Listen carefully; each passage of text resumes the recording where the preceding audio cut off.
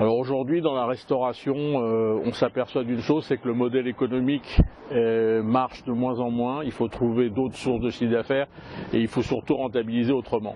Mais les autres sources de chiffre d'affaires, je pense qu'aujourd'hui, il faut qu'on aille chercher sur d'autres moments de consommation que le déjeuner et le dîner, qui sont évidemment les deux gros moments phares de la journée. Chez Gira, nous travaillons avec 8 moments alimentaires dans la journée, que certains restaurateurs peuvent faire, que certains cafés-restaurants peuvent faire, même beaucoup de cafés-restaurants. En fait, ça dépend de l'emplacement aujourd'hui du restaurant pour ces différents moments alimentaires.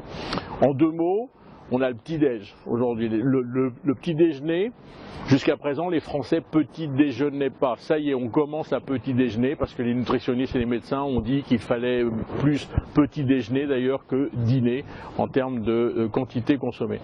Il y a un deuxième moment qui est l'encas du matin. Alors cet encas du matin qui se situe entre 9 et 12, c'est quoi? C'est tout simplement pour ceux qui n'ont pratiquement pas déjeuné ou qui n'ont pas déjeuné du tout. À 10h, 10h30, 11h, on a un petit creux et là on a envie de manger et c'est plutôt du sucré et non pas du salé, alors que le petit-déj peut être sucré et salé d'ailleurs. Ça y est, les Français se mettent au petit-déj un peu salé. Troisième moment, c'est évidemment le déjeuner, la pause déjeuner. Bon, ça c'est normal, tout le monde le fait, chacun à sa manière. Et puis, on a un quatrième moment qui est ce qu'on appelle la pause gourmande.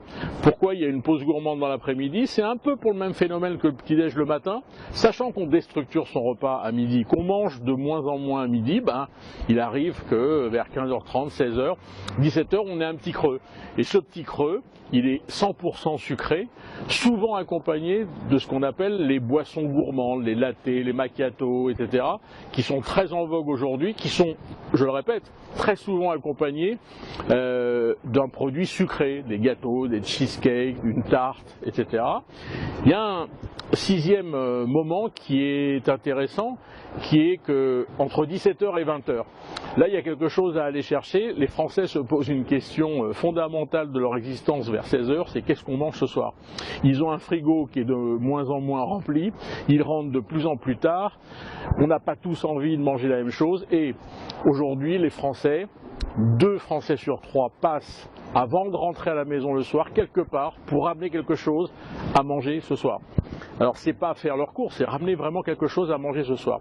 Et là, la boulangerie aimerait bien jouer la partie, mais il n'est pas très équipé pour jouer ce qu'on appelle le frigo vide. Pourquoi? Parce que la boulangerie a des sandwichs, des salades. Or le frigo vide, c'est plus structuré, plus chaud, plus consistant. Et le restaurant a vraiment tout ce qu'il faut sur sa carte pour jouer cette carte du frigo vide. Il y a un 7e moment qui est le dîner, qui est un moment classique. Et puis il y a un 8e moment qui pour l'instant n'arrive pas trop en France, qui existe aux États-Unis, au Canada, que les Américains appellent late night, c'est-à-dire on mange de plus en plus tard, voire même en pleine nuit.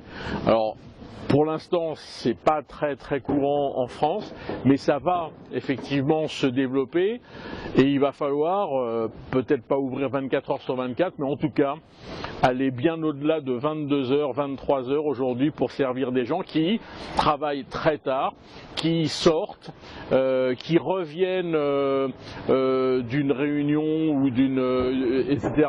Le commerce qui a la meilleure carte à jouer dans tous les petits creux de la journée, c'est vraiment le bistrot, le café, le troquet. Pourquoi? Parce qu'il est l'un des rares, avec peut-être l'hôtel, à être ouvert tout au long de la journée. Et c'est vraiment un endroit où les Français ont un réflexe de rentrer à n'importe quelle heure. Ce qui est un peu moins le cas d'un hôtel, quoique, mais alors pas du tout le cas d'un restaurant, et c'est dommage. On n'a pas le réflexe de rentrer dans un restaurant à 10h du matin ou à 16h, et c'est dommage, parce que le restaurant, au sens propre du terme, pourrait jouer ses rôles alimentaires tout au long de la journée.